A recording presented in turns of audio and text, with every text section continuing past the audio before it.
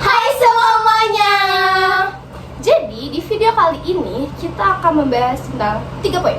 Yang pertama, TKI, TKW, dan Bipatrit. Kalian penasaran gak sih apa itu TKI, TKW, dan Bipatrit? Apa? Kalian penasaran kan? Makanya tonton video ini sampai habis karena kita bakal ngejelasin 3 poin tersebut yang dikemas secara menarik. Tunggu ya guys ya, pokoknya kalian jangan kemana-mana. Bye-bye.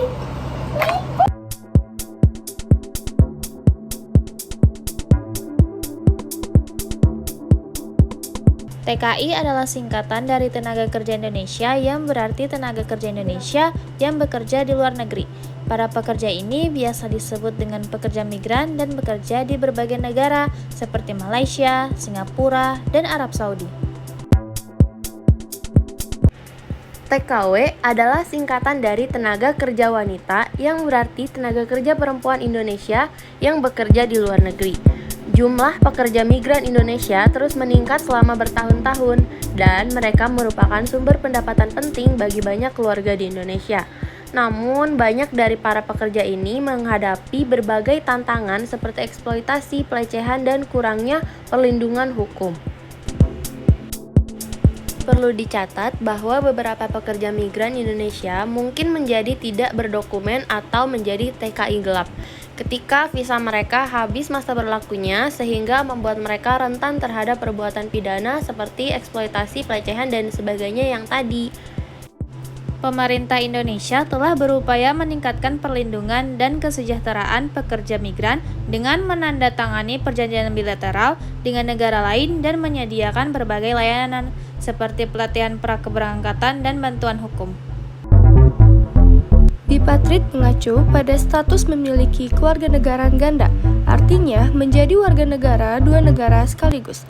Hal ini dapat terjadi apabila seseorang dilahirkan di negara yang menganut asas ius soli atau hak atas tanah, sedangkan orang tuanya adalah warga negara dari negara yang menganut asas ius sanguinis atau hak atas darah.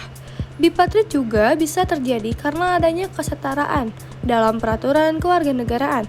Status bipatrit umumnya disebabkan oleh perbedaan peraturan kewarganegaraan berbagai negara.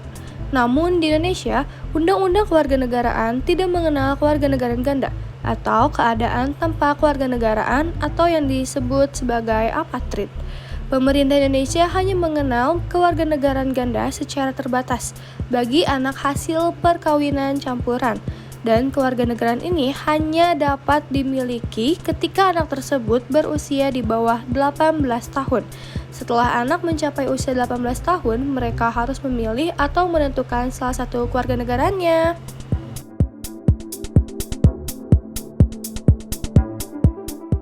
Kalau TKI dan TKW bikin suatu pelanggaran di luar negeri, itu hukumnya apa sih? Kalau Bipatrit itu gimana?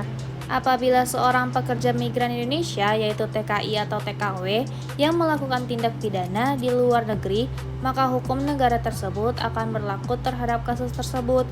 Hal ini didasarkan pada prinsip teritorial yang dianut oleh seluruh negara di dunia. Negara tempat terjadinya kejahatan dapat menerapkan hukum pidananya terhadap siapa saja yang melakukan kejahatan di wilayahnya, termasuk warga negara asing. Pada isu yang diangkat ini, topik kewarganegaraan ganda, kami ambil dari perspektif hukum Indonesia itu tidak boleh.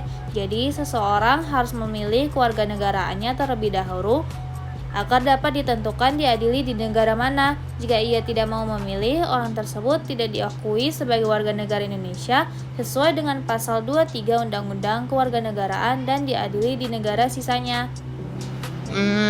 TKW dan TKI itu kan rentan mendapat perlakuan tidak baik. Nah, mereka punya gak sih perlindungan hukumnya? Itu apa?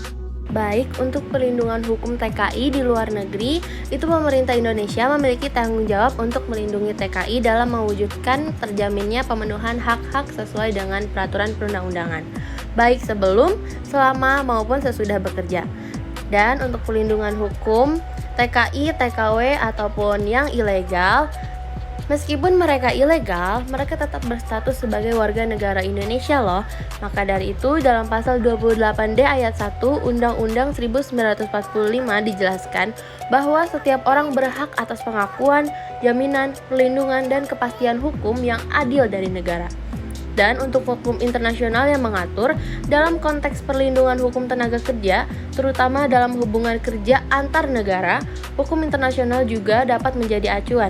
Misalnya, Konvensi Warga Negara Indonesia pada tahun 1961 tentang hubungan diplomatik yang mengatur hak dan kewajiban negara-negara dalam menjalankan hubungan diplomatik.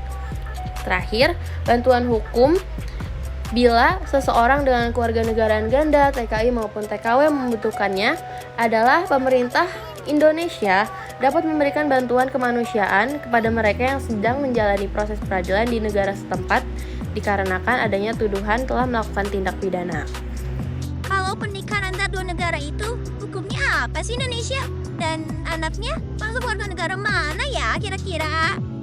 Namun, jika terjadinya perkawinan dua negara ini di Indonesia disebut dengan perkawinan campuran. Adapun undang-undang yang mengatur hal ini sebagai berikut. Poin A. Pasal 57 Undang-Undang Nomor 1 Tahun 1974 menyatakan yang dimaksud dengan perkawinan campuran dalam undang-undang ini ialah perkawinan antara dua orang yang di Indonesia tunduk pada hukum yang berlainan karena perbedaan kewarganegaraan dan salah satu pihak kewarganegaraan Indonesia. Poin B. Pasal 60 Undang-Undang Nomor 1 Tahun 1974 menyatakan perkawinan campuran tidak dapat dilangsungkan sebelum terbukti bahwa syarat-syarat perkawinan yang ditentukan oleh hukum yang berlaku bagi pihak masing-masing telah dipenuhi. Sehubungan dengan adanya perkawinan campur ini, dapat dihasilkan seorang anak yang memiliki kewarganegaraan ganda. Hal ini telah diatur dalam Undang-Undang Nomor 12 Tahun 2006. Jika seorang anak telah genap 18 tahun atau sudah kawin, harus menyatakan memilih salah satu kewarganegaraannya.